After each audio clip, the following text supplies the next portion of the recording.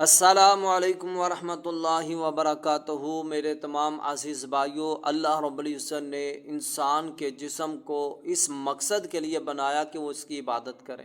تمام عبادات میں سے نماز سب سے اعلیٰ اور افضل عبادت ہے۔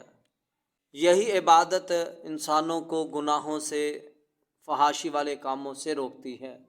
میرے عزیز بھائیوں، نمازیوں کی بھی اقسام ہیں۔ جس طرح علامہ ابن القیم رحمۃ اللہ علیہ نے اپنی کتاب زاد المعاد میں 5 قسم کے نمازیوں کا ذکر فرمایا، وہ میں انشاءاللہ آپ کے سامنے رکھنا چاہتا ہوں، آپ کو بتانا چاہتا ہوں۔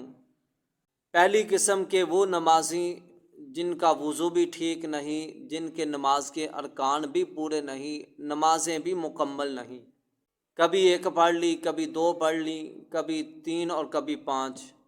ایسے لوگ قرآن کے احکام کے مطابق، قرآن کے الفاظ کے مطابق جہنمی ہیں۔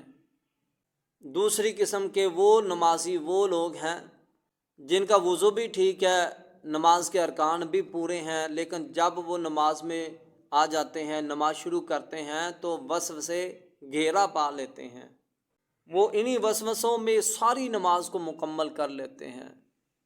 ایسے نمازیوں کو اللہ رب العزت سے ڈرنا چاہیے، کہیں اللہ رب العزت ان کی نمازوں کو ضائع نہ کر دے اور جہنم کا ایندھن نہ بن جائیں۔ تیسری قسم کے وہ نمازی جن کا وضو بھی ٹھیک ہے، ارکان بھی ٹھیک ہے، اور وہ وسوسوں سے بھی بچتے ہیں، اور وہ مکمل کوشش کرتے ہیں کہ وسوسے نہ آئیں۔ ایسے نمازیوں کی کوشش کے مطابق اللہ رب العزت ان کو اپنی رحمت میں لپیٹ لیں گے اور انشاءاللہ جنت میں چلے جائیں گے۔ اور چوتھی قسم کے نمازی جن کا وضو بھی ٹھیک، نماز کے ارکان بھی پورے ہیں اور وسوسے بھی نہیں آتے، اور وہ پوری توجہ کے ساتھ نماز پڑھتے ہیں، ایسے نمازیوں کو اللہ رب العزت پورا اجر و ثواب عطا فرمائیں گے اور انشاءاللہ جنت میں چلے جائیں گے۔